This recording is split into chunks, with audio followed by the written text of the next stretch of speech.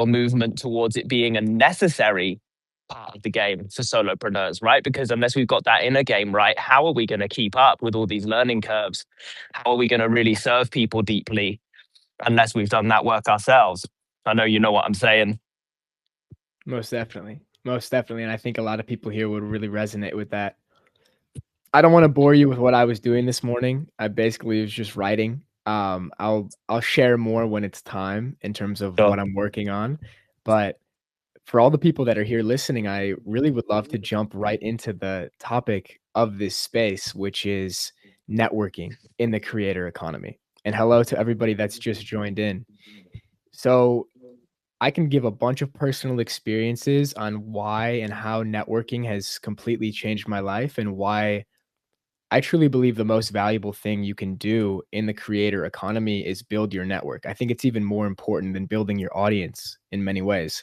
And I say that because I know a lot of people, including some of the speakers here today and some of the people that are setting up this creator economy convention, which we will speak about more soon, that have 50 followers, 20 followers, 100 followers, but yet they have built such powerful networks with people within the space that they get into these positions and they work on projects that are absolutely incredible. And they did so without following the traditional advice of building a personal brand, which I think we all know the value of that. And I do think it is important. But it kind of breaks your mind and breaks your beliefs a little bit when you find people that are deep in the space working on awesome things, like we have some people here today that have only a couple hundred followers, but it is the quality of those people and the quality of those connections that really, really count. So that's my little ramble to start. This is a space for the Living Internet Alliance and the Creator Economy Convention, which is happening in Vancouver, Canada in 2026. We have some event organizers here like Jesse, Natalie, and Nick, and we have some speakers at the convention here like Dan, Hussain, and myself. So I want to pass it over to either Jesse or Natalie or Nick if you want to say a few words about this space, about the event, and then we're going to dive into some high level networking advice, networking philosophy. How do you really go about creating a network that's this powerful in the space? And how did maybe this is a good place to maybe start too, Jesse, is how was this event created and how important was a network in creating this event? Yes. Thank you, Jack. Good morning, everybody, for whom it's morning, and good afternoon and good evening otherwise. Thanks for joining us. This is really exciting. And as Jack noted, the Creator Economy Convention is being hosted by the Living Internet Alliance, and I'll just make a quick note on that and then pass the torch for now. But the Living Internet Alliance, as I see it, is here to look at the question of how we deal with the signal noise problem in the age of infinite media, basically. So we're going through a weird time now where increasing amounts of online content are AI generated. And, we're going to go through this sort of phase transition where it's happening so fast that it's not just, a few people generating some images. It's like just massive amounts of data being generated and put online. And that can be in advertising, that can be in, the entertainment division of YouTube and all the socials, getting people just scrolling and hooked on little bursts of dopamine without providing a lot of value. And more of us, I think, are growing a little bit tired of that version of the internet that isn't really giving us much value. It's more so just taking from us. And so that's why a lot of us are becoming creators. We want to not just be consuming noise, but creating the signal. And I think that when you're a creator, you're also more likely to find the signal. You're more likely to align with other creators. That's basically the fundamental vision of the Living Internet Alliance. And the reason for in-person events is that, to me, in-person events have always been really important. I've been to conferences around topics of great interest to me, and I've met some of the most life-changing people, relationships that changed my life through attending those conferences. And so that sort of inspired the vision of doing an in-person event for the creator economy. And I think it's a huge chance for people to form bonds with fellow creators that are really kind of a challenge to build online. And I would really encourage people to learn a lot of different ways to build a network online. But it's going to become trickier in some ways, I think. We're going to have to figure out, how do we find the spaces where I can find the others because of all the noise. So in-person events, to me, are a way to forge really deep bonds of trust. And the creator economy ties into some big topics, right? Economics is a political topic, and it's a philosophical topic, and it brings up questions about currency. And fiat currency is backed by government force, right? So we agree that a dollar has value, and cryptocurrency has value because it's backed by the blockchain. But in essence, currency is backed by trust. Whether that trust is sort of a counterfeit trust backed by force or technology, or real human trust, which can be more fragile, but it can also be much stronger. So hopefully those thoughts seed some good sparks for this conversation. And I'd like to see if maybe Nathalie or Nick want to chime in on Jack's prompt for us there. Or if Jack wants to push me in another direction. I mean, I have tons of thoughts on the networking.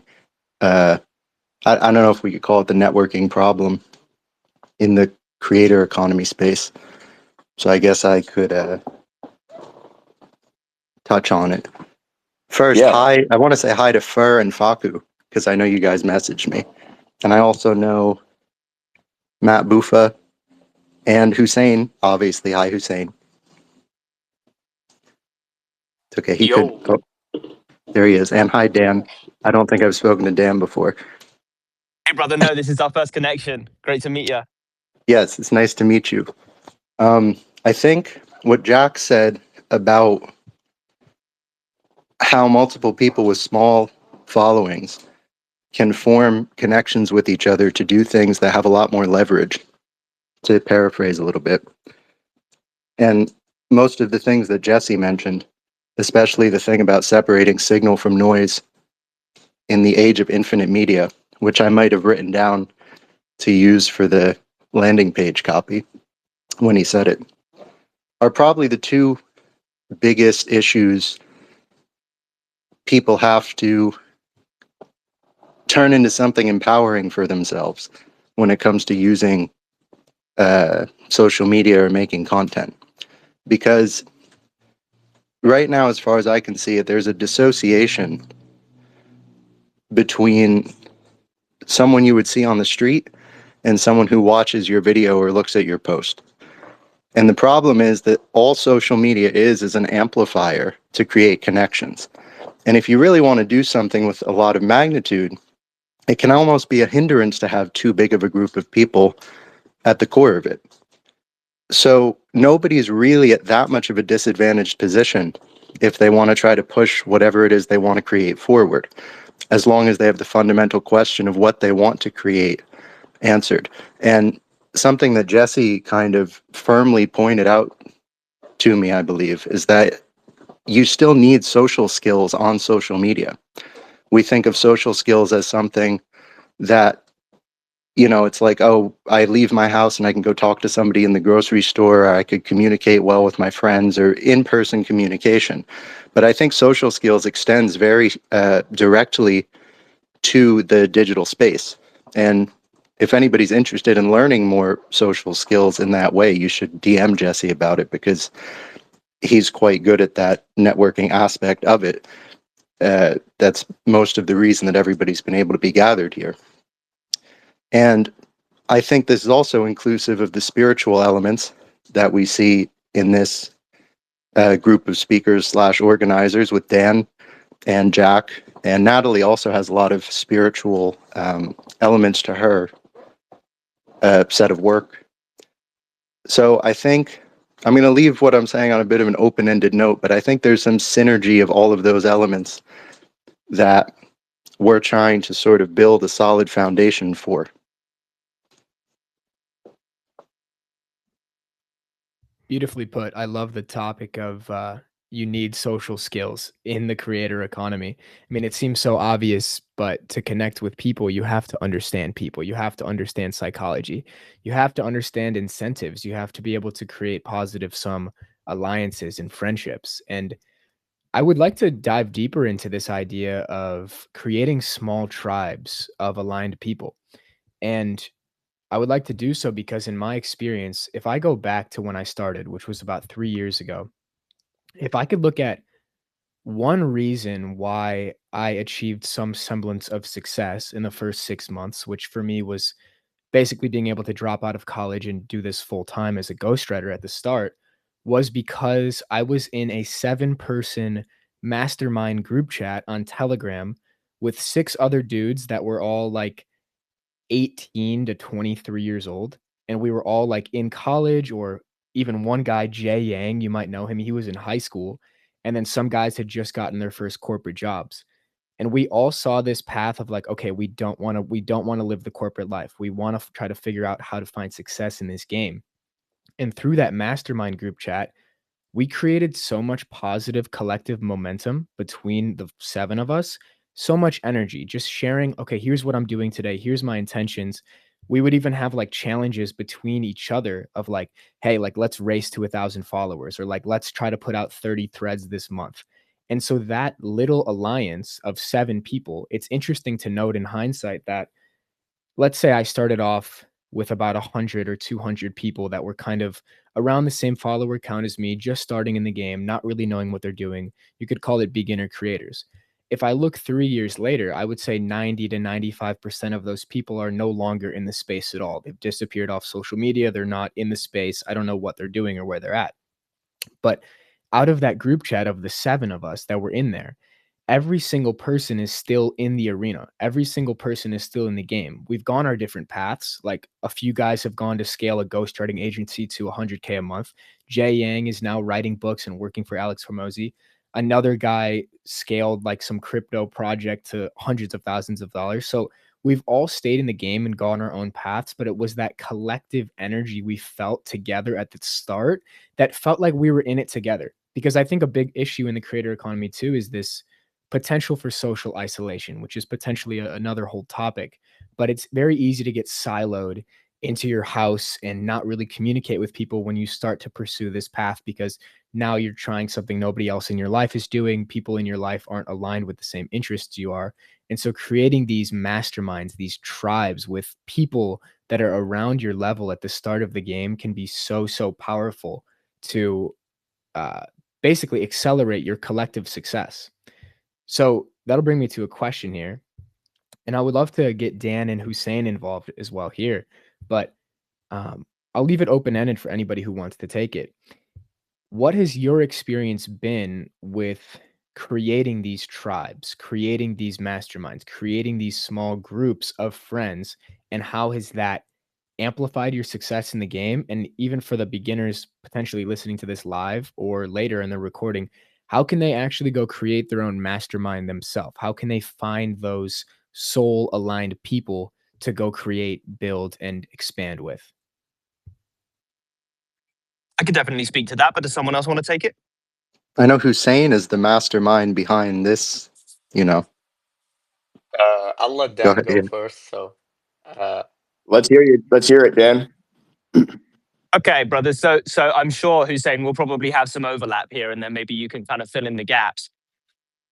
To begin with, for me, I had lots of experiences like you did, Jack, although I would say maybe not any one single group was that powerful. It sounds like you really found a little tribe there that was really all aligned.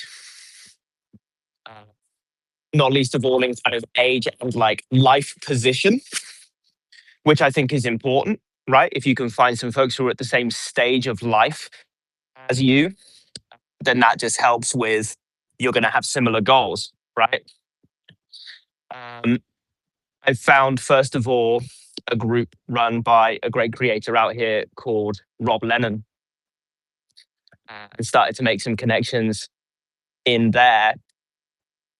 And then I met Dan Coe and learned tons in several communities, both that Dan had started himself, like official communities, but also kind of like groups would splinter off of that. And it was like a dance. This, I think, is the kind of main thing that I would add to what you said there, Jack, is it was very much for me about moving in and out of various groups and dancing with various degrees of alignment between different people at different times. I never quite found that one group, and I definitely longed for it at times. I was ready to have that kind of one really tight group of folks that would kind of contribute equally and push each other. But I did have various groups at various times with varying degrees of alignment. And so I just tried to leverage what was around at the time. What that's come to now is, of course, as we all learn how to navigate any particular space we're in, we tend to feel like we perhaps need less of that daily contact. At least that's how it's been for me. And I've observed this in other creators that I've kind of come up with as well, that we tend to need less of that daily contact. And more what I find these days is relationships like I have with you all, where every now and then, kind of looping back to this idea of signal versus noise, we'll have a really powerful conversation, or we'll drop something that's of really high value in a Telegram chat or whatever, and that's enough. And it's a bit more like a ships that pass in the night type thing. That said, of course, we're all different. One of the things that I realized about myself is that, fortunately, I'm very fulfilled socially. In my personal life, I get a great deal from my wife. I get a great deal from my family.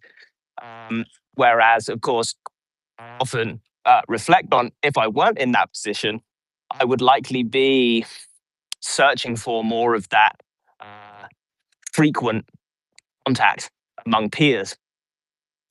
What I would say is, for folks who are looking for these kinds of connections, is put feelers out and be prepared for groups to start and then fizzle out. I've spoken to many creators for whom that's been the case as well. Groups will come together, groups will fall apart. That's very natural. And that it may be a bit of a numbers game. You might have to make contact with a few dozen creators before you find someone who's really aligned with your goals. But when you do, oh my goodness, that's when the kind of value that Jack was just speaking about starts to fizz up. And as you can hear, it's really quite profound what value that can bring to you. So that would be my advice to folks who are looking to form these connections. Get in the DMs, don't be shy, reach out to people. And more now than ever, I think this has been the advice in this space for a long while, but I would say more now than ever, it's just about friendship. It's just about, if you see common ground with someone, just start chatting to them like you would chat to them if you were both out at the bar or wherever, and see where that goes. And just be prepared to have a lot of those conversations before you find the one that really, where you strike gold and you find someone who you can build with. Incredible. It's all super, super valuable, Dan. And you kind of bring me to another jumping off point. I'll make a quick comment, and then I want to pass it to Hussain to hear his experience. But the comment about kind of sitting between nodes in a network, right? If we're all nodes in a network, I believe if you can be positioned between nodes rather than just siloed into one narrow niche, you expand your opportunity for those connections. You expand your opportunity for luck. Like, a few quick examples could be, if Nathalie was only interested in copywriting, or she was like she was interested in spirituality, but she didn't ever want to talk about it, let's say, we might have not ever connected, but we connected over that mutual ground of spirituality. Dan, if you were only interested in spirituality and meditation, we might have never connected on a business front. And so the advice that I would give, and the whole like pick a niche or you are the niche conversation is probably another topic. But in my experience, sitting between niches, or at least being open to conversations with people in different niches, has been really powerful for me. In the beginning, I was interested in everything and I didn't know what to do. So I just started hopping on podcasts with people, speaking with people. I made friends that were ghostwriting agency owners. I was also interested in health and fitness. So I spoke to a bunch of health and fitness coaches. I was even interested in crypto.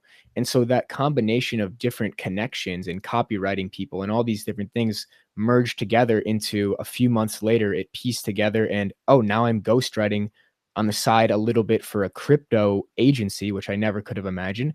And then I sign a full-time ghostwriting client that's in the fitness niche. So it's like the combination of your interests and skill sets will open you to connections across niches. And then you become this central node in a broader network that is like the connector between niches, which I think is a really powerful position to be in. Jesse, do you have any thoughts there? Yeah. Well, first off, it's a really amazing point that you're making, and it's kind of subtle, and it's easier to understand if you've sort of experienced it. So I could speak to it a little bit. And as for myself, I'm one of those people who doesn't have a big follower count. I don't have an incredibly impressive social media presence. I like what I put out there and what I publish, and a few people read it. But the really important thing has been the connections with individual people that I've built. And there's quite a few of them now, but some of them here with us. So really cool to have Hussain and Nick and Nathalie all on this call with us, because the four of us see each other basically every week on a weekly mastermind call. And we've become friends.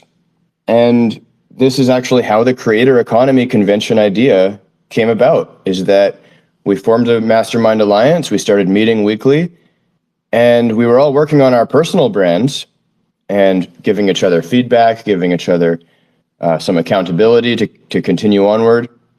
But this idea came forth that seems to have a lot of gravity, because then when I reached out to a bunch of people who I thought would be great speakers, they all enthusiastically said, "Count me in. I feel like we've been waiting for this to happen."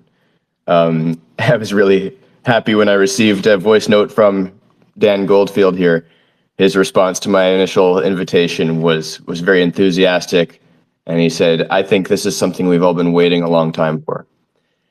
And so suddenly I started becoming more connected with these people who, I've maybe received some feedback from them on my writing in the past, or they've just been on my radar. I follow them and I like their posts. And suddenly we're becoming connected on a personal level, because there's a project and a shared vision and some shared values that are being, communicated about over time.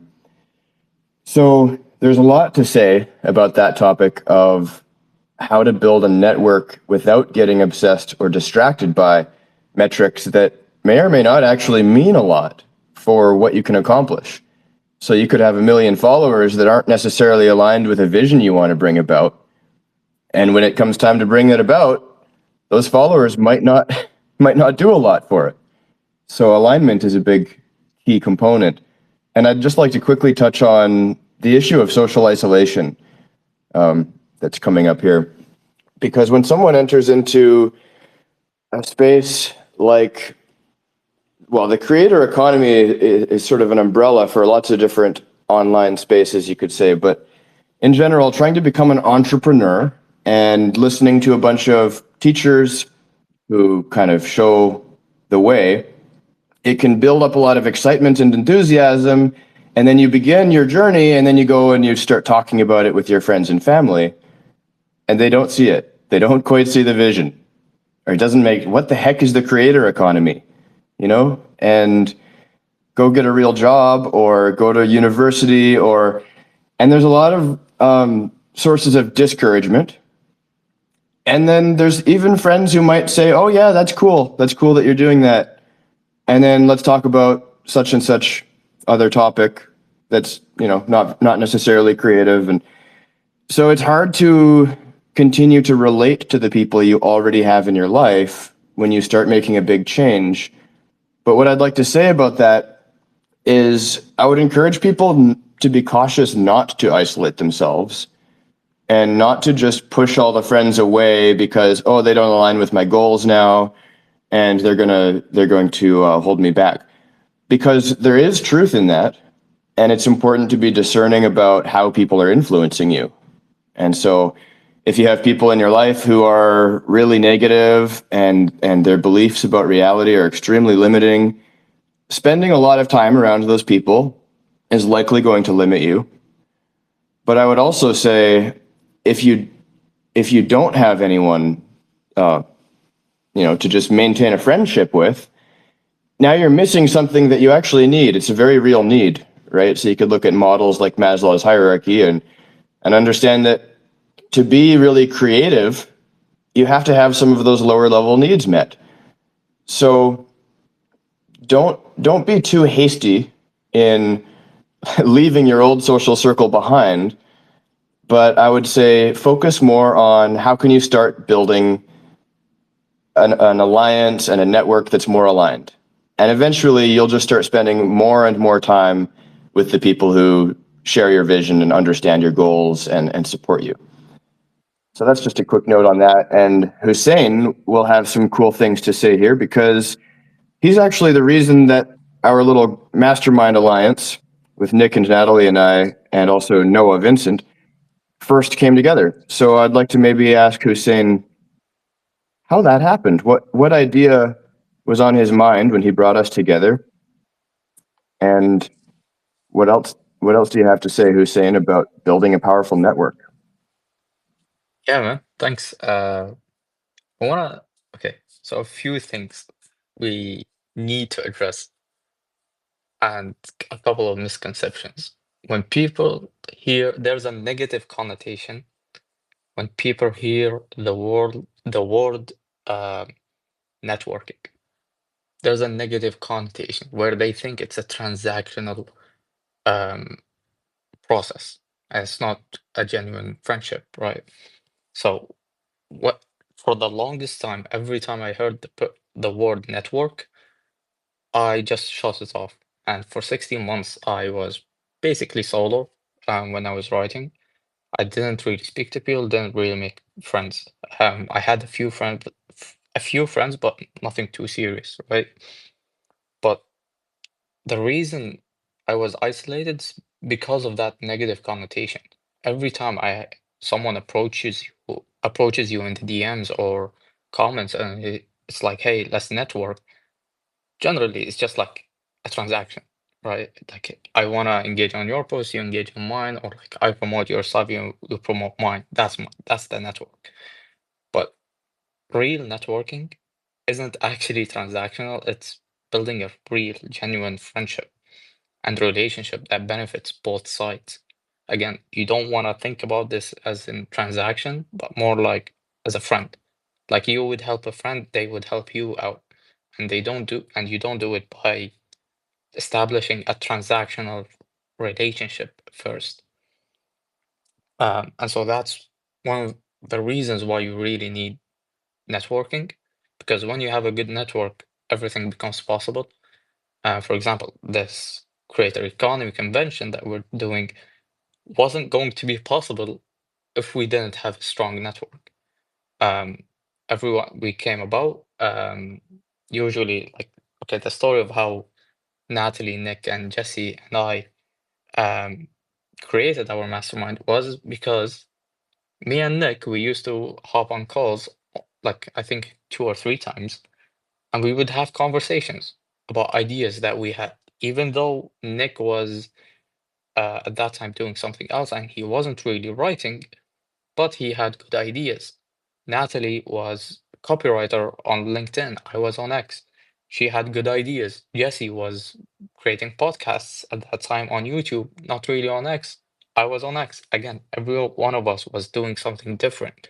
But every time we would speak with each other, people had their own ideas. and those ideas excite you, right? And when you're excited, you get content ideas that you want to write for yourself. And so I thought, wouldn't it be better if we would all just create a mastermind, like create a small group of like 5 of us, and we would meet every single week. We would talk about ideas, we would talk about what we're doing, and we would just give each other advice on what we're doing. And because of that, a huge part of my recent success and why I'm doing so well right now is because we're meeting every single week. And the conversations that we have, sure, they might not be directly about writing or whatever, but they're good ideas that you can still use for your content. And guess what? Right now, because if I, for example, wanted to go onto LinkedIn, I know who to reach out to. If I wanted to get to spirituality or YouTube or podcasting or whatever, I have now people to meet. And something similar to what Jack said, where when he started ghostwriting was because he had a network. The same thing for me, actually. Anyways, we'll get into that later. But when I first started ghostwriting, it was because I had Dan Goldfield and Brian Mayerhofer and a few others who were able to bring me clients just because of the network effect. And so, like networking, and I'm really happy that we chose networking as the topic today, because if you nail it, everything else becomes easier. And on the topic of social isolation, where people, let's say, in your immediate social circle that don't understand what you're doing, the good news is that you have the internet. You can join communities, whatever community that is that you feel aligned to. Join them, talk to people over there, see the people who you vibe with, and start forming your own little uh, communities inside. Um, because you're now no longer bound or limited to your real life, whatever space, basically. So, like, reach out to people that you vibe with and tell them, hey, I'm looking to put on a small group of people, it's like 3 or 5 of us. And I don't recommend big groups, because if it's big groups, you can lose that intimacy that the small groups have. And so anything more than 10, I think, is just like way too much. And set some rules. If you want to have your group to live on, you need rules. Otherwise, it just becomes another engagement group, which I think we've all had our fair share of.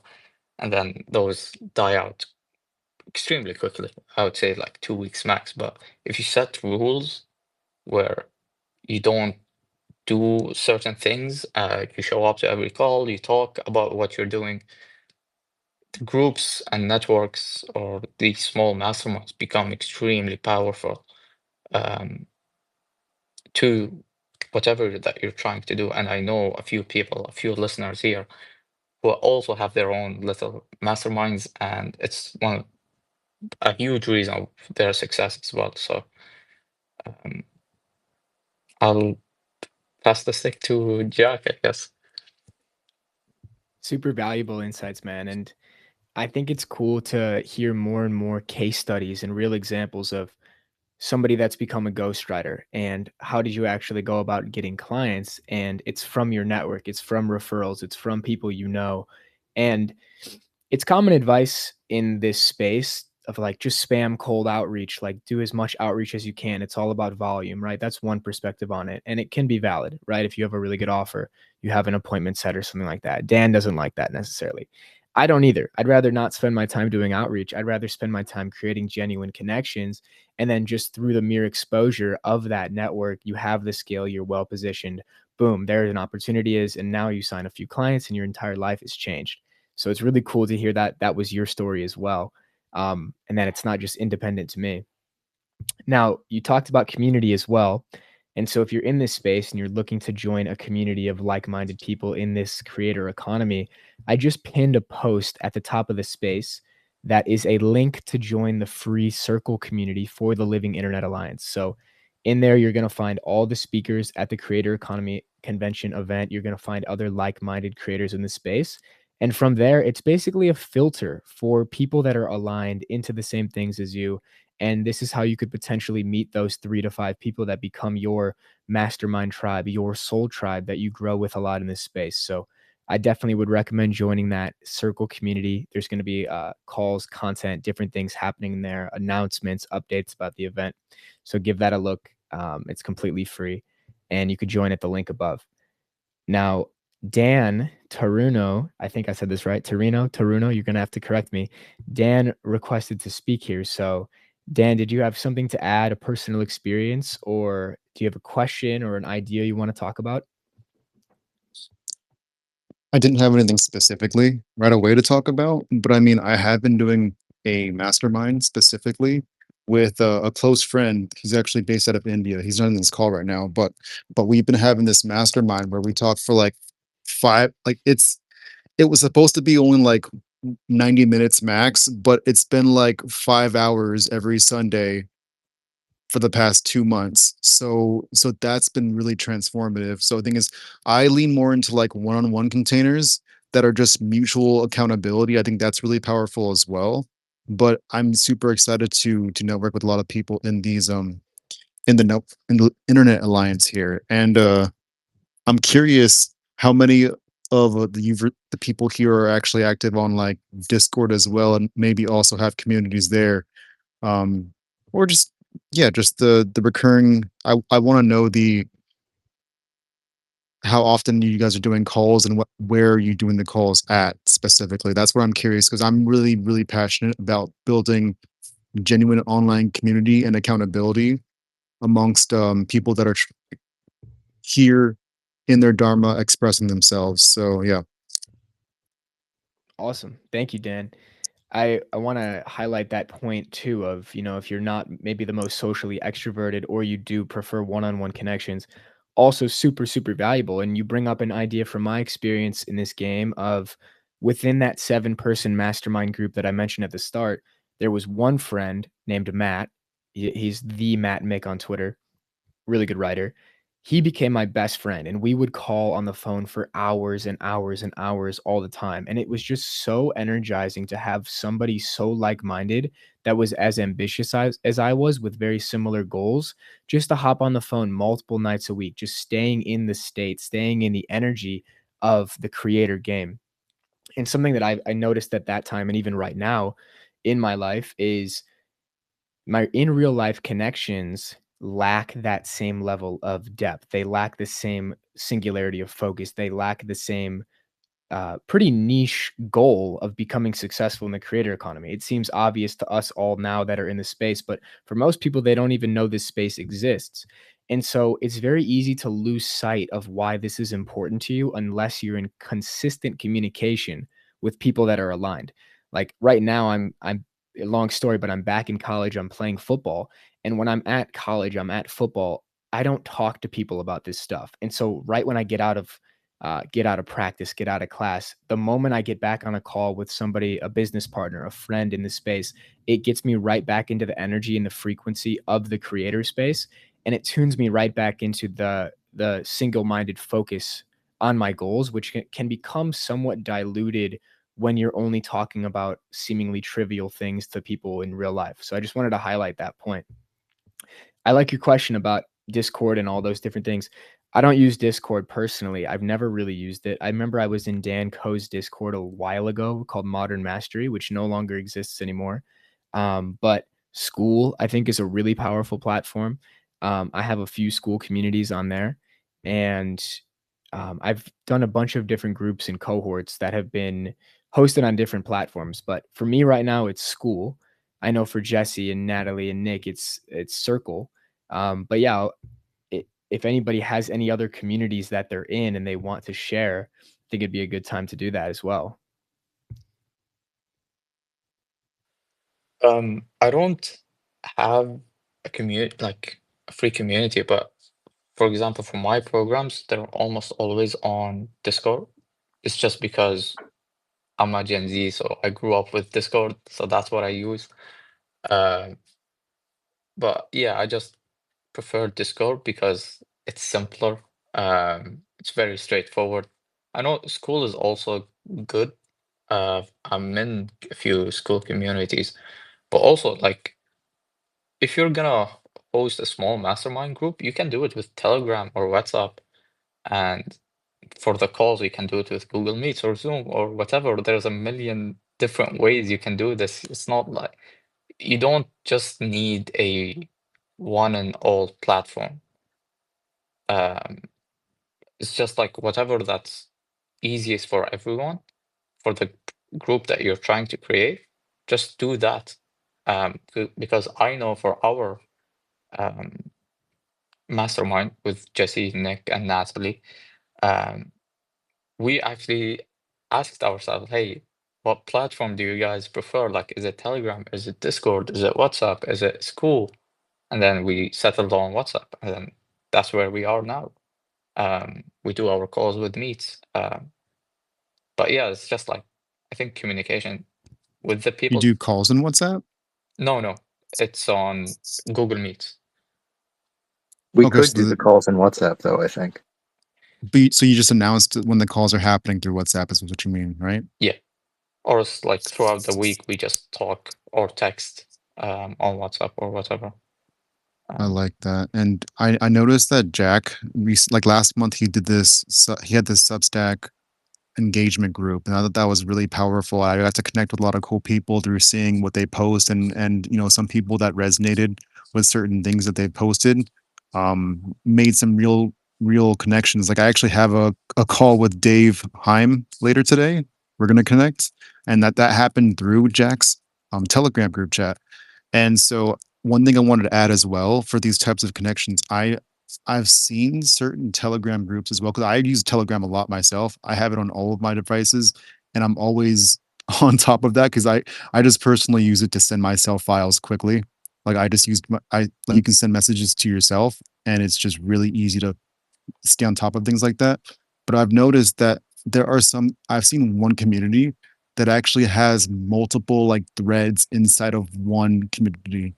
And so I know that can get a little bit annoying when it comes to notifications on Telegram, but I think it could be really powerful because this is just more of an idea for Jack. Because if you had like the Telegram, like he has 2 Telegram chats right now. So what if you were to consolidate that? You could have the main feed. You could possibly even have like engagement groups for different platforms. Like if there was one specifically for Instagram, specifically for Substack or Threads, that could be a cool little idea I just wanted to sprinkle in here. That is a good idea. I appreciate that. I'm gonna have to look at that. I have used Telegram for actually hosting cohorts with like different channels of like, what are your daily levers? What are your big wins? What questions do you have? Telegram is really cool. Like, Telegram is my favorite app. Honestly, I think most business transactions, at least in my experience, happen through Telegram, which is kind of something I didn't realize till I was deeper in the game. Is like a lot of times business is not done, networking is not done on social media directly. It's happening off platform. It's happening on the back channels. It's happening in Telegram. It's happening in WhatsApp. So I think that's an important thing to note as well. So yeah, I think no matter what platform you use, as long as you can curate the right people into that. And something else I want to highlight here, and this could potentially be relevant for you, Dan, is you will become that central node of a network by being the one to take the initiative to set up the group. So everybody wants to be in these different communities. They want to be in mastermind groups. They want to be in these alliances of friends. But it's rare that somebody goes and takes the initiative to step into the power and say, I'm going to be the one that sets it up. By you going and setting it up, you could call it buying power of connections in that network actually increases. So I'll give another example here. This was back maybe a year or two ago. I created a Twitter group, and I don't want this conversation to be about engagement groups, but I'm just going to make a point real quick. I created a Twitter group for creators with big audiences that wanted to help each other grow, help each other get their word out there and connect with each other. And so at the time I had like 15,000 followers or something. And so I got a few creators in there with like 20, 50, and 100K followers. And now that group became much more valuable for people to want to join. And so it scaled to like 20 or 30 members. It was free, but it scaled to like 20 or 30 members of creators with followers of anywhere from 20 to 50 to 100 to 200K followers. And I was the smallest creator in the group. But if I look back, why did it happen? It's because I took the initiative to set it up. And so you will, in this example and in all examples, you will be rewarded by the level of initiative you take. Be the leader, put together groups, bring people together. It's going to come back in amazing ways. Now, I want to pose a question. Unless, Jess, you have any more thoughts, I want to pose another open-ended question here. Yeah, I got a couple things to say, but I could potentially save it. I've got a couple of points to make and maybe a bit of a story if you want to bookmark me. No, I could go into it now. Say go for it. Okay, well, I really like this this topic of building your network outside of social media. I think that in the creator game, everyone knows that social media is super powerful and high leverage, and it's true. So learning how to use it is important. But part of learning how to use social media is actually learning how to like deplatform the connections you build on it. So like Jack said, a lot of the best stuff happens on a Telegram chat or group or WhatsApp or wherever you're talking. And when it comes to what platforms you choose for a little mastermind group, a community, one-on-ones, ultimately it doesn't really matter. I mean, you'll find things that serve your purpose better than others. So experiment. But what really matters is the social skills you develop and the ability to build relationships on whatever platform, including in person. So a huge amount of that is about being reciprocal, right? Having a sense of reciprocity instead of being transactional. So like Hussain pointed out, you get those DMs sometimes that are like, oh, hey, I really like your content. And it's like, you can kind of feel the taker energy, you know, like they're just ready to try to rope you into something. And as soon as you're not really interested in that something, you're never going to hear from them again. You're never going to see them like your post. And, you know, that's just people experimenting with outreach and trying to figure out this whole networking thing. But it feels very transactional. And so the thing that really brings people into wanting to be part of your life is that you're a reciprocal person. You're not just trying to get something. In fact, the more you focus on giving and creating value for others, the less your mind and body even tells you that you need to focus on your own needs and your own survival. And eventually you just start helping enough other people, your bank account starts to reflect it. But that's a collaborative frame rather than a competitive frame. And when you're in a collaborative frame, suddenly people who you think you need to compete with are sending you business or lifting you up or giving you great advice. So I could give a couple examples of how my life trajectory has taught me this. And I've been very lucky that from a young age, I had these reference experiences that set me up to have a very positive attitude and belief about building connections and having mentors.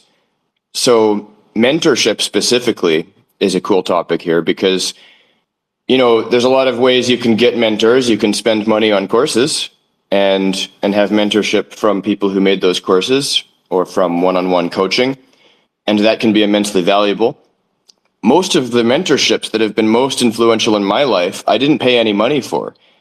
So the first big one was when I was 10 years old, I knew a few magic tricks. My family moved from Las Vegas back home to Canada and brought a few magic tricks home. And I had a magician come for my 10th birthday party. And I expressed interest in learning magic and wondered if he would do a lesson. So first he charged money. He said, okay, I'll come over and we'll do an hour-long magic lesson. And you know, told my parents how much he would charge. And so they said, okay. And by the end of that first magic lesson, he saw not a 10-year-old who wanted to know the secrets of his tricks. He saw a 10-year-old who was really grateful for his time and excited to take what he was learning and do something with it and go and perform this magic. And I spent the next 5 years actually partnered up with my dad, and we became a father-son magic team. We did hundreds of magic shows at kids' birthdays and fairs and churches and all over the place, the Vancouver area, Lower Mainland here in British Columbia. And it was a beautiful experience for a 12-year-old kid to be like winning trophies at Magic Club meetings. But the key thing here is that mentor, who, by the way, on episode, I think, 3 of Unblocked Creators, joined me for a conversation these 15 years after I retired from Magic. But that set me up to believe that people would be willing to pour into me that way. And because I believed that and had the attitude that, appreciation alone is often enough for that person to really want to pour into you. So not just saying thank you, but actually feeling into it, genuinely feeling into this, like, wow, other people have all these skills and knowledge and wisdom and experience and understanding and networks that they're willing to share with me just because of something they see in me. Or maybe they see what I'm doing with it and they see that I want to give something to the world with it. And people who have that attitude, they want to give to other people who have that attitude.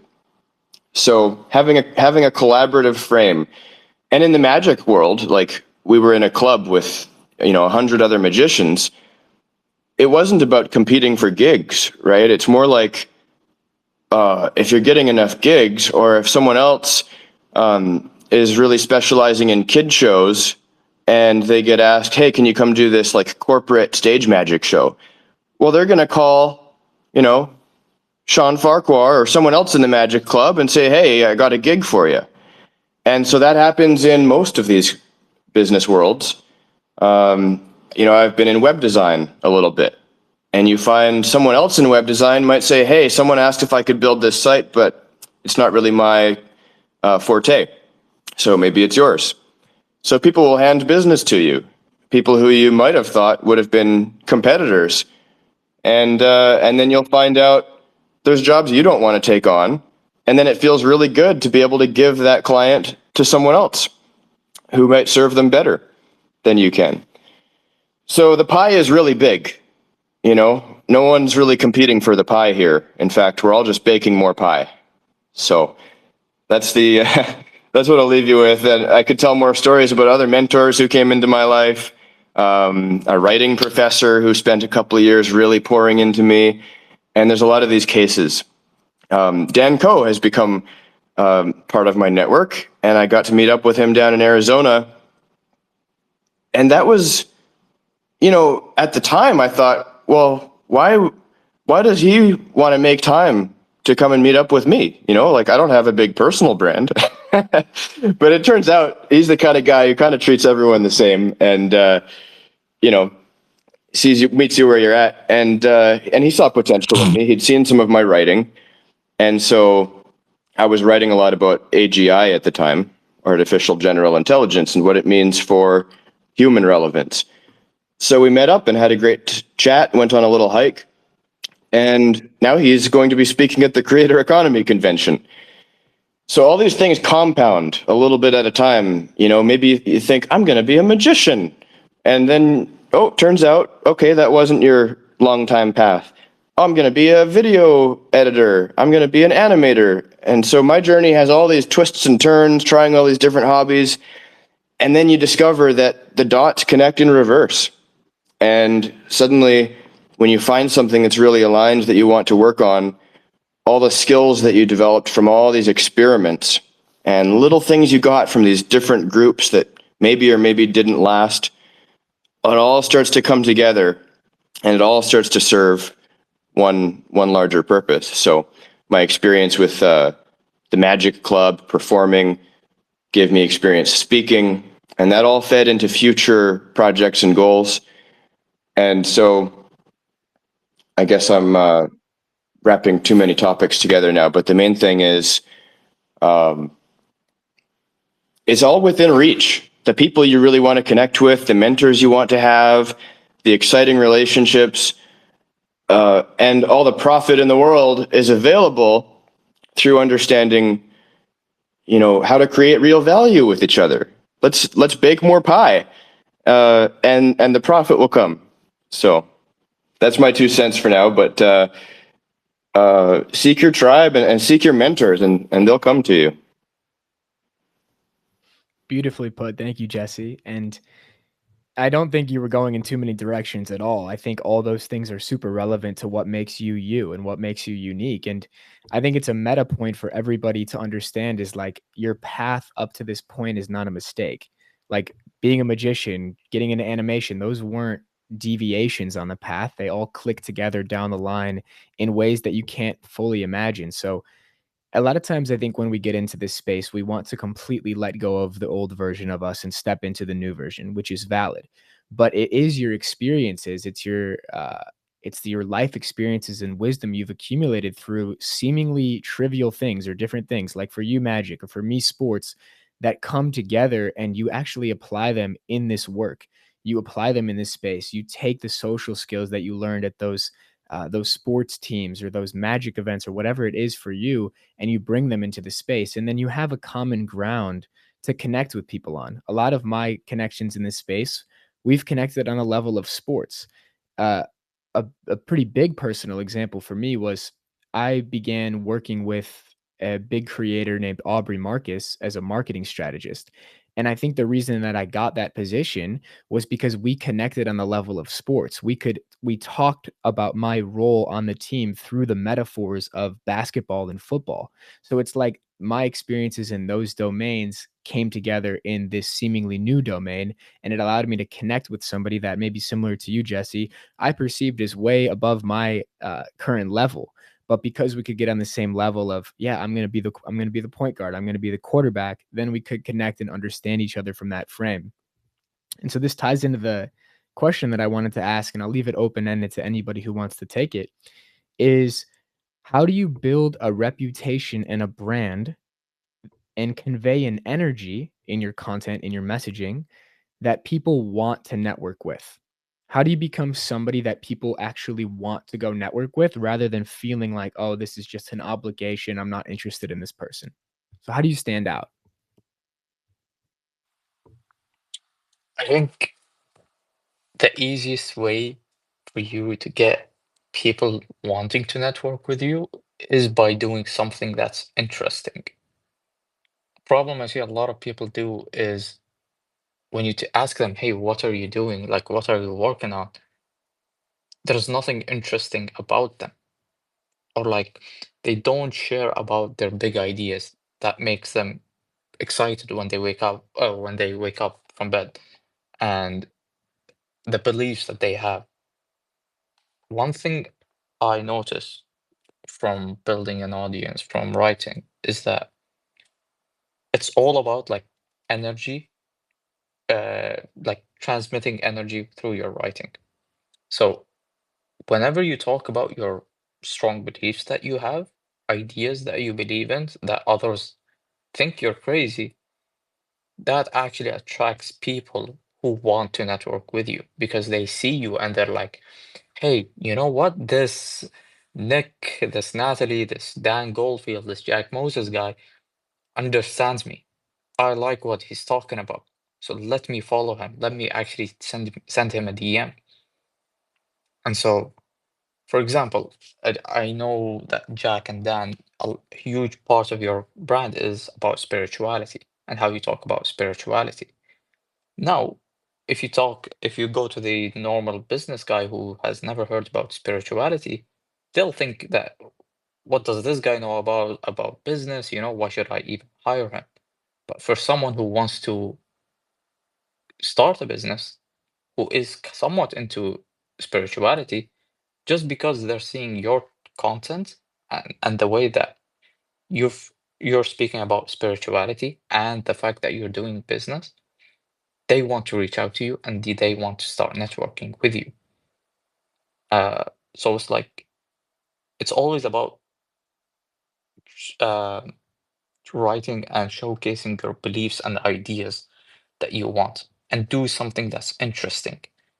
If you don't have, if you don't know what to do, just set a project and talk about it.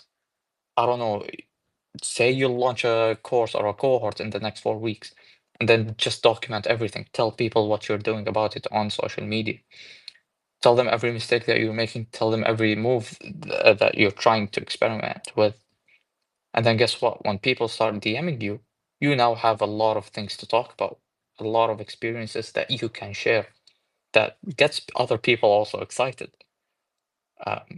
So I'll leave it at that because I know a lot of people have a lot of opinions as well. We could talk about it as being brave enough to say things that people are going to disagree with or may not like, right? And this is almost a cliche at this point. I'm sure anyone in the room who's been looking into this stuff for long enough has heard the advice of, hey, be specific. Don't be afraid to share spiky opinions. Be a little bit controversial, be a little bit polarizing. But of course, when we step up to the plate, we're back to the sports subject now. Suddenly, we start thinking, oh, maybe I should play it safe. Maybe I shouldn't swing for the fences, in the form of how bold am I going to be with my opinions? To see that to make this practical, to make this tangible, a lot of the stuff that I share about spirituality is those are often when I really kind of let rip, so to speak. Those are the posts of mine that get the fewest likes, the lowest engagement, but they're often the posts that signal to the clients that I end up signing up for one-to-one work. Some of these clients I've signed up for 5-figure coaching deals. Those are the posts that they say back to me as the material that encouraged them to actually seek deeper work with me. So there's a kind of inverse relationship here between what is agreeable, what is the beacon that you're putting out to the people who actually want to go deeper.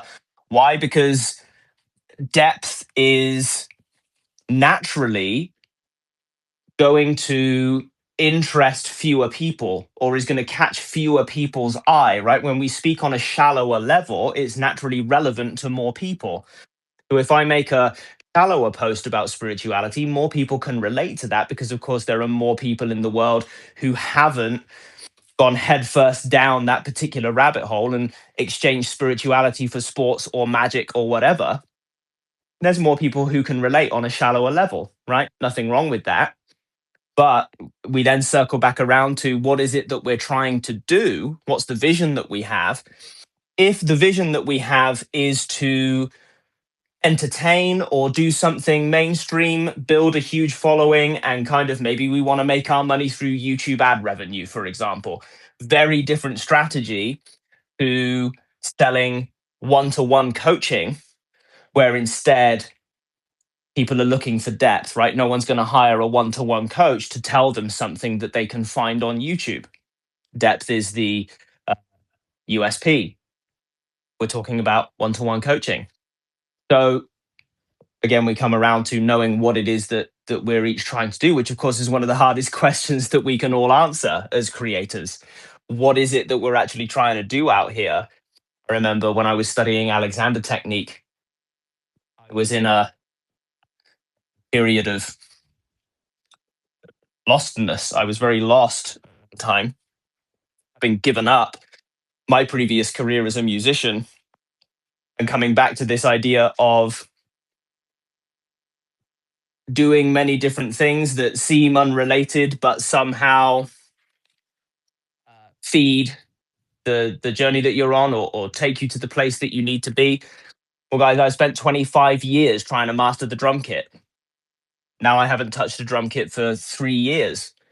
That would seem like a sunk cost, except for the fact that a huge part of that career was learning to socialize, make connections, to be dependable, to be someone who people wanted to be around, because a lot of that job was being on an aeroplane or being on a bus. And actually, the playing part of it was very small. We'd be traveling for days. We'd get to then play an hour set, and then we'd be back to traveling. So it turned out to be more about the social aspects than the musical aspects a lot of the time. But this Alexander technique trainer of mine asked me after I'd abandoned that career and I was struggling with this question, what am I going to do? What do I want? I've come to a point where this purpose that I had for 25 years has come to an end. What am I going to replace that with? How do I even choose? He told me of a story of a spiritual aspirant, think like a Shaolin monk, who had to undergo 4 trials. The trials were named by the 4 elements. So there was the trial of earth, the trial of fire, the trial of water. And these 3 trials, most of the aspirants managed to get through. They were very challenging. Think like a Avatar, the Last Airbender type scene. He's like running the gauntlet, dodging traps or fighting monsters or whatever. But he said the 4th trial is the hardest trial of all. And that was the trial by air.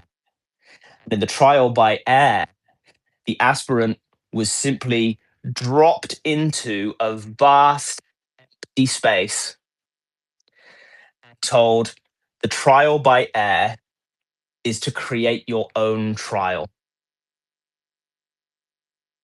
And this for me perfectly reflected this question of what am I going to do? I can do anything I want. What am I going to do? And when many of us come into the creator space, we're faced with this question. It might seem like in the beginning, well, I'm just going to make some posts. I'm going to talk about what I'm interested in. Fine. And that might do enough to kind of get the ball rolling. But very quickly, we're all going to be faced with the question of what change am I actually trying to make? And now we're looping back around to Seth Godin. This is the question that he encourages people to ask regarding their life, their business, the impact they want to make. What change am I trying to make? And this really, it gets very deep very fast. We can all ask ourselves, hey, okay, there I am on my deathbed. I'm 80 years old. I'm 90 years old. I'm about to die. What do I want to have done in the world such that I'm able to die with a smile on my face? Really tricky question to answer, right? Really gets those contemplative wheels turning. I found this a very, very difficult question to answer for a long, long time. But once I found an answer to it, it started to lock a lot of things into place regarding what I'm doing each day. That's what I'm doing out here in the creator economy. I get my best results when I'm working with people one-to-one. So maybe I want to make more of those posts that don't get huge engagement, but that signal to people certain depth that they are looking for. Perhaps it sends other people running in the opposite direction. Perhaps it sends most people running in the opposite direction. That doesn't mean it's the wrong post to make. In fact, it might be the right post to make, but it depends on what our goals are, right? Anyone else want to jump in here?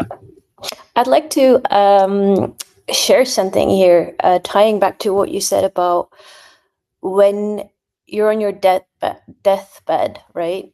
And you look back on your life, what do you want to have done that puts a smile on your face? Or what would you, like just share with the world that makes you proud, right?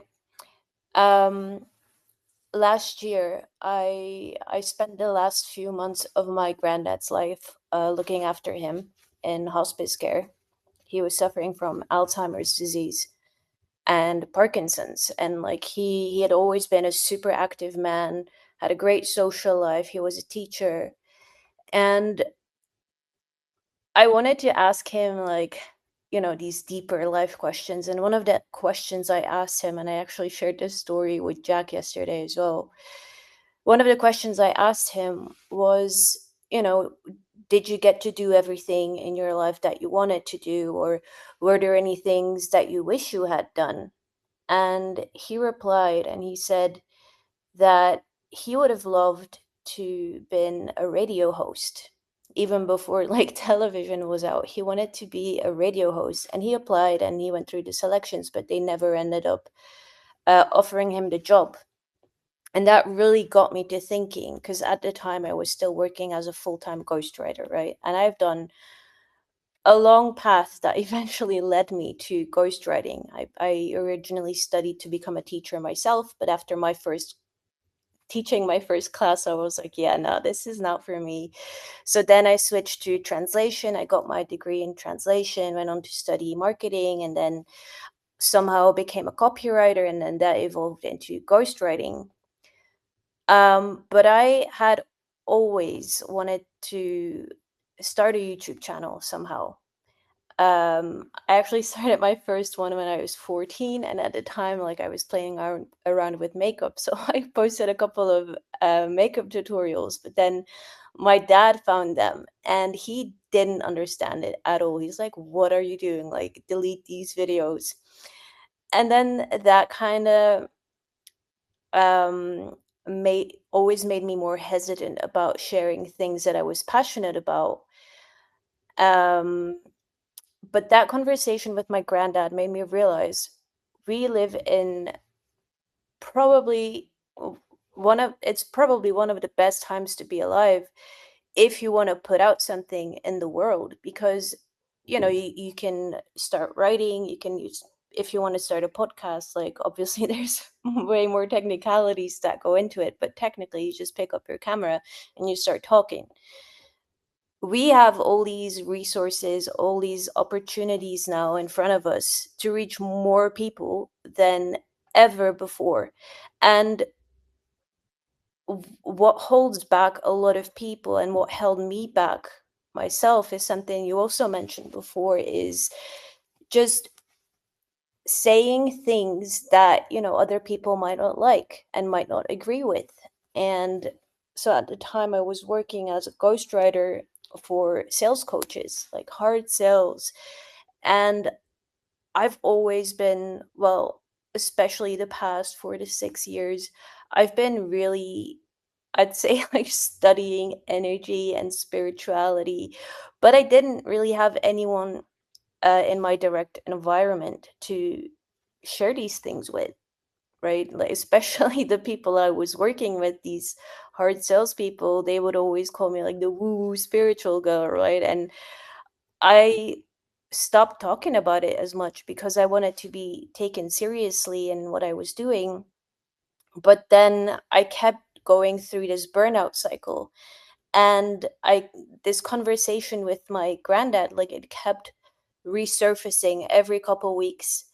And one day I just woke up and I was like, what, I need to create something today. And it wasn't so much about like reaching certain people or getting anything out of it. I just really needed um a creative outlet in a way. So I made my first YouTube video. I stayed up until like 1 a.m. just editing because I wanted to get it out so bad. And I just shared it in um Danco's like Cortex community on Discord. And the next day I wake up and I have a couple comments on it, and Danco himself had subscribed, and uh, a bunch of people had left super sweet comments in the Discord channel. And since then, like, I'm not super consistent yet with putting out content, but that really opened my eyes that, like, you can only connect with others and like find your people when you just accept, like, not everyone's going to like you, and that is okay. Not everyone has to like you, but you can only find those people that you can truly connect with when you're actually yourself and talk about the things that are interesting to you.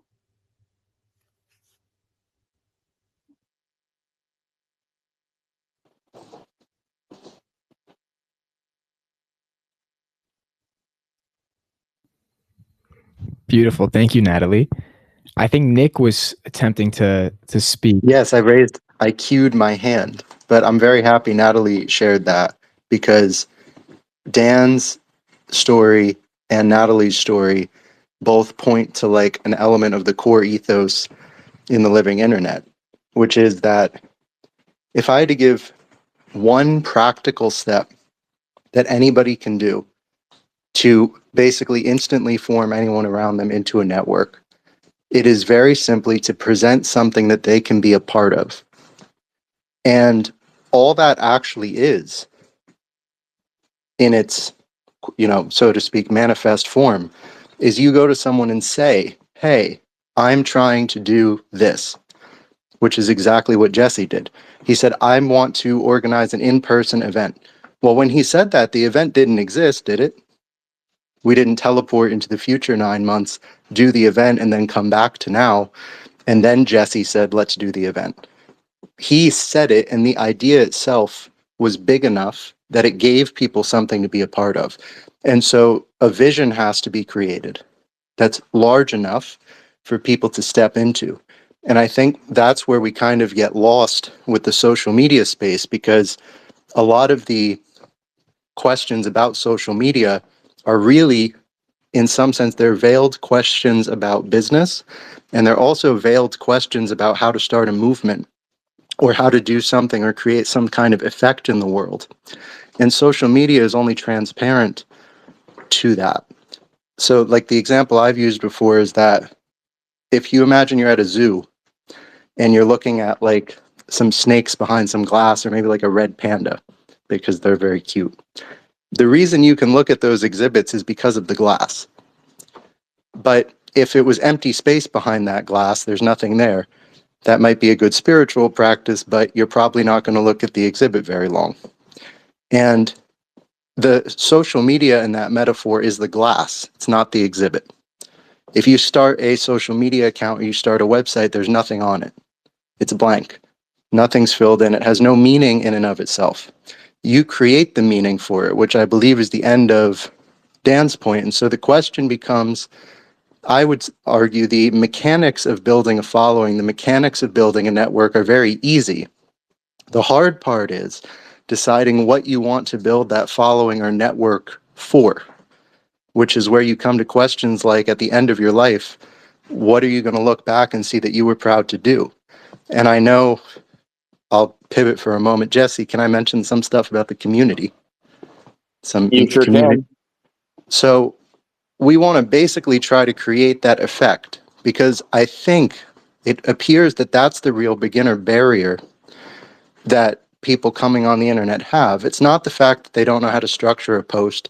It's not the fact that they don't know how to post a YouTube video. In fact, if anyone, especially younger people around my age, like 28, are usually under 40, but sometimes even older, we all know how to post things on the internet. We know how to use social media. We know how to take videos. We even know basic video editing.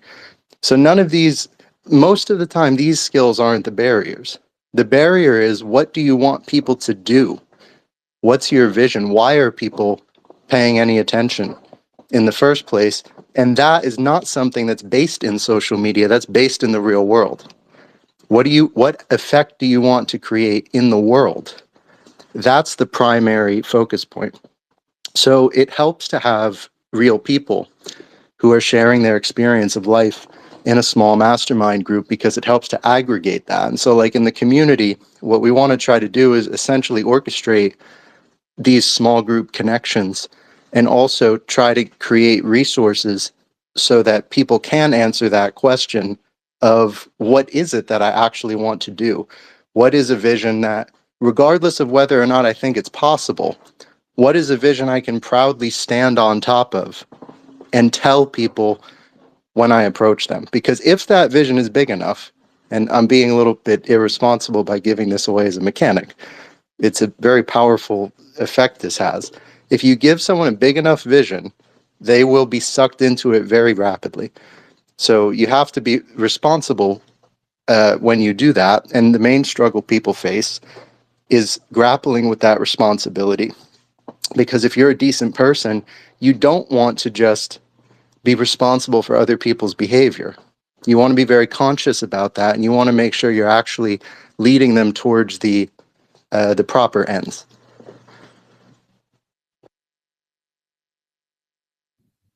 Incredibly well put, Nick. Thank you for that. And it's interesting how in this conversation we've gone from like very practical networking advice to, what do you want to be remembered for in the long run? And I think the more you can stay connected to that vision, all the tactics, all the mechanics, like you said, they kind of take care of themselves.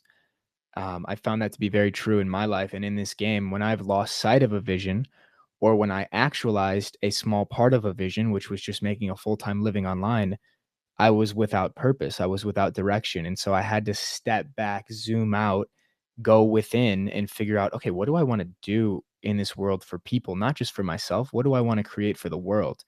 And then from that broad vision, you bring it down into reality and then you create a movement around yourself, which I think we're doing here with the Living Internet Alliance. It's going to be cool to look back in 10, 15, 20 years and see what that's grown into. Now, I see Sindhu has his hand up or her hand up.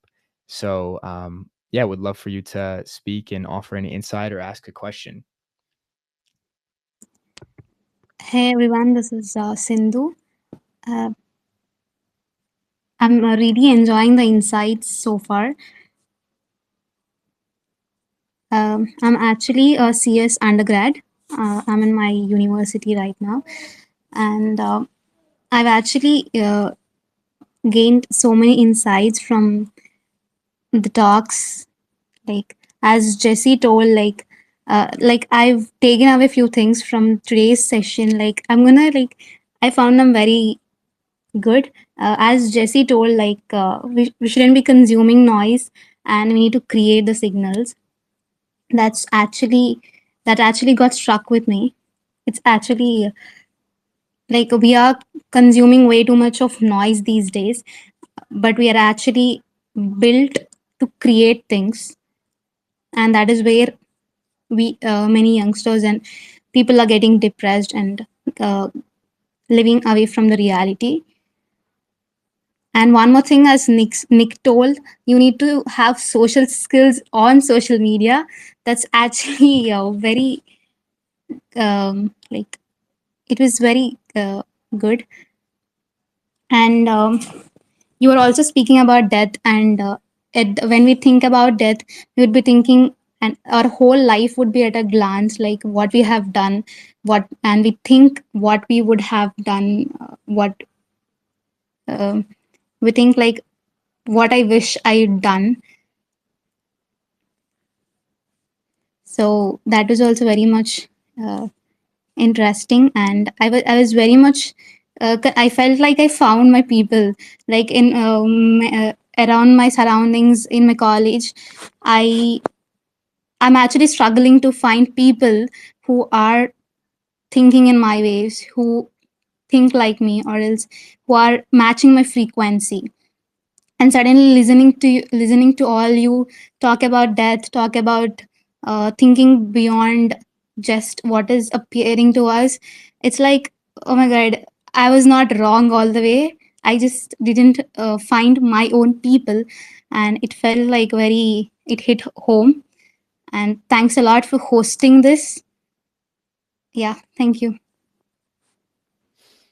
Hey, thanks so much for sharing that, Sindhu. It's really great to hear that this was insightful and that some things are really sticking with you. So thank you. It means a lot to hear it. It's encouraging for us.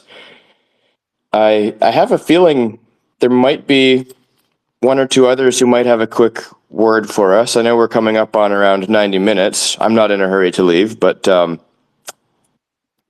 there's a couple of people, familiar faces here. I just have a feeling maybe someone has a comment or wants to chime in with something. Maybe I'm wrong. I could mention a couple names, but if you're listening, you're welcome to share a thought. Otherwise, Jack, feel free to guide us along. Yeah, I mean, I first wanted to say thank you to Sindhu for that amazing reflection and amazing comment. Like, completely warmed my heart. It made this space feel much more magnificent and meaningful than I had maybe perceived it to be. So I'm really glad Yeah, that it's you much resonated appreciated. with everything we were talking about. And yeah, you're definitely not crazy for thinking about these things. I know it's can sometimes be strange to be in university. I'm in university right now too, and I don't have these conversations with people at school very much at all. But it's been the internet that has allowed me to find those soul tribe level of people. So thank you for sharing that. It was really beautiful perspective. Now we'll see if anybody requested to speak here. I see Fia has requested to speak. Jack, for me, I need to Yeah. go right now. I have something to take care of, but yeah, it was an awesome talk. Fia, no, unfortunately, I won't hear your question, so if you want my answer later on, send me a DM or anyone here. Be happy to give you my thoughts as well. But thank you guys Thanks for being here, Hussain. for Yeah, the thank you, space. Hi, Hussein. Take care. Hussein. It was Bye-bye. nice to actually speak with you, man. I'm excited to get to know you better. Yeah, man, for sure. We can do this later on as well. Take care. See ya. Okay, Fia. Hello. Hi everyone. I'm actually just on like at the train station, hence why I was kind of holding back. But I missed the train, so apologies if the sound is a little bit off. I'll try not to speak for too long. But basically, I just wanted to inspire anyone who's kind of on this call who hasn't got many followers or doesn't really know what they want to do or whether they can do anything. That I currently have, I think, 9 followers on Twitter. X. I have about 100, just over 100 followers on Substack. I have more on Instagram, but it's a personal account that's just been rebranded, so and no one really kind of cares what I'm doing on there at the moment. But I just want to say that I've started a community myself. On WhatsApp, and all I did was post, I think maybe 2 or 3 posts about it on the Cortex Discord, and we have 10 members currently. We're running on WhatsApp, and we are going through Superhuman 90 together. And our plan is to just kind of reset, detox, and then start building our businesses or our kind of goals to get us ready for next year. So I'm really excited about that. But I actually just wanted to talk to people who were kind of holding back because they haven't got the social media presence. I always thought that I had to have the posting schedule, have the branding, have like my voice worked out before I could even start doing anything like this and making money.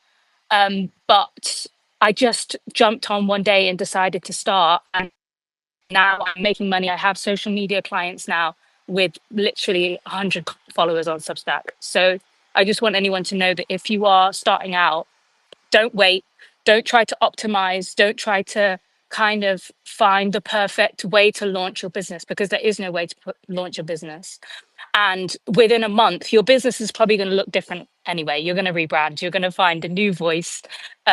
So don't wait.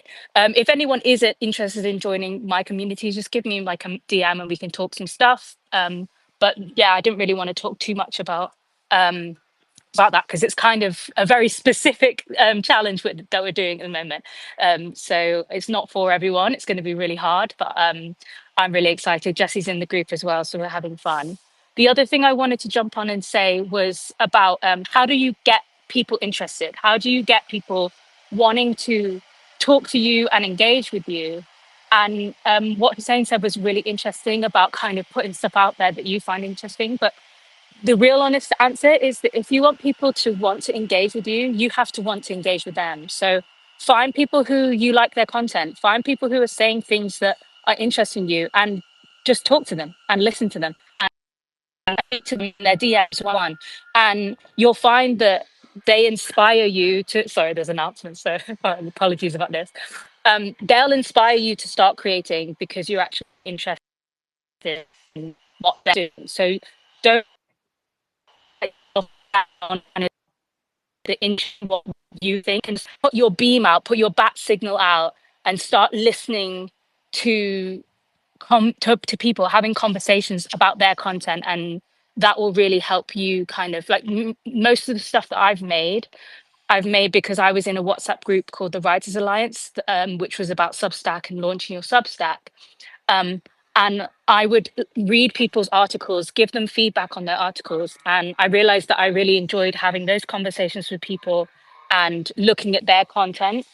And that made me write more than anything else. So just don't get too bogged down in the noise and other people's voices. Obviously, it's all about kind of finding yourself, but I think just really be interested, and people will be interested in you. Beautiful. Yeah, beautifully said. Yeah, Drinks. and I'm excited about what we're doing with the little group, and actually pretty impressive sized group, considering the ratios as you described. Right, you don't need an insanely huge following to gather a group who resonates with you, and you just sparked one thought that I just want to plant. That might be really valuable to people. It feeds into what others have been saying about being brave to be yourself, and maybe even posting an opinion that might be a little spiky. Something that really brings people together is uncommon commonalities, right? So there's things that you kind of share in common with everyone, and that's not that interesting. You know, it doesn't make someone stand out as really interesting to you. But when you happen to be really interested in some weird topic like fungi, like foraging for medicinal mushrooms, and you don't have to make that your brand, but you can allude to it or mention it somewhere, and then suddenly someone else is like, "Wait, what? You're interested in medicinal mushrooms? We got to talk." And then maybe you have a bunch of other shared interests, and so you resonate on a larger level, and you have some shared vision. But it started out with this uncommon commonality that sticks with you for the duration of your friendship. You know, this kind of weird thing stuck out, and that's what brought us together. And that it makes your story exciting, and that's part of what makes an individual connection interesting. You can reflect on how interesting the story is of how you met. Why were we drawn together? And you're drawn together because of polarities and extremes a lot of the time, right? Differences and contrast. So don't be afraid to stand out and push some people away, because the uncommon commonalities are what will bring your tribe closer. Jesse, I think that would be a great newsletter title or something. Uncommon commonalities. It's a really good concept. I love it. Yeah. Now, guys, I do also have to get going here. This has been a lot of fun. I feel like these 90 minutes flew by, and it was great to chat with all of you. And thank you to everybody that came in here and listened. We really appreciate your presence, and thank you to everybody that stepped up and gave some of their own insights and experiences. It was all very, very valuable. Now, before we hop off, Jesse, do you want to quickly talk about the Circle community and the convention, just so people know what's going on and what to expect? Yeah, I'll give a quick brief. So for those who made it this far in this podcast or on this live, this is probably up your alley. Our uncommon commonality is that we're interested in engaging in the creator economy and creating our niche of one and finding our alliances in this online creator space. So we've been brought together because we have some overlapping goals. And the Living Internet Alliance, there's the free community, which is going to be a place to hang out and talk about all these topics, but also we'll be running some quests. There will be some curriculum being put in there at some point, and probably in January we'll be kind of launching some cool stuff that you might not want to miss, and that'll be all leading up to this grand weekend next year in June in Vancouver, British Columbia. Beautiful Vancouver. And there's a venue that we found called the Sheraton Vancouver Airport Hotel, conveniently 10 minutes from the Vancouver airport, since we have people flying in from all over. Hussain is in Dubai, Nathalie is in Brussels, and there's people in various states, different parts of Canada. And we have an amazing lineup of speakers. So you heard a couple of them share with us today, like Dan Goldfield and Hussain Ibarra. And I would encourage you to just go check out the whole spiel at thelivinginternet.com. Thelivinginternet.com will show you pretty much everything you need to know. And us organizers are here to connect with and ask questions. And everything kind of works this way where you get out of it what you put into it, right? So the Living Internet Alliance, it's a new formation, and what you heard today is it being created in real time. This is the Living Internet Alliance. So I hope to see you pop into the Circle community, and I hope that everyone on this call today is going to show up in my life again on one of these calls in the future, or in the Circle, or in Vancouver. And to not go overboard describing the weekend, I think we've alluded on this call to a lot of what it's all about.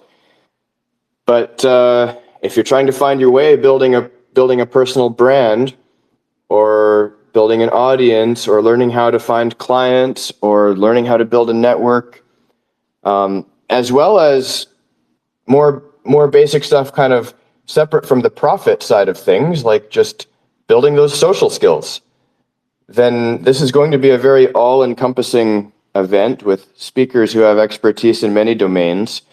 Brian Meyerhofer, he's a family and marriage counselor, or a therapist, who he's actually created a huge amount of success for himself, writing Substack letters, writing on X, and offering therapeutic course material to thousands of people instead of just one-on-one clients. And you'll be able to learn from him and others like him who they have very different domains of expertise, but they all have expertise in how to run a business, how to network, how to create visibility on the internet. So, I could make a bigger sales pitch, but in essence, we just really want something really incredible to happen. We want 600 creators to come together in one space and create memories together and forge ideas that 10 years from now we'll be looking back and thinking, wow, I'm sure glad we formed these tribes and benefited each other in these incredible ways. So that's the idea. We're going to bake a lot of pie. Awesome. Thank you so much, Jesse. And last little quick thing is we actually have a Substack as well for the Living Internet Alliance, which I will pin in the chat really quickly here too. And I'm actually going to be posting an article, I believe this Saturday is the aiming point. I should be able to finish it by Saturday, on how to expand your luck surface area in the creator economy. How do you actually get lucky? How do you... Thank you for listening to the Living Internet Alliance podcast. For more information on the event and to buy your own ticket, check out the livinginternetalliance.com, link in the description. Also, join our free Circle community where there will be content hosted, opportunities to connect with the event organizers and the speakers, and all updates on the event. You can also tune in to our next live Twitter space on X, which will be happening Wednesday, November 19th at 9:30 a.m. U.S. Central Time. You can follow me on Twitter at JackMoses0 for updates on the space and to join and speak with us. And with that, thank you for listening. Please like, comment, and subscribe to the channel for more of these podcasts, and we hope to see you at the event next June.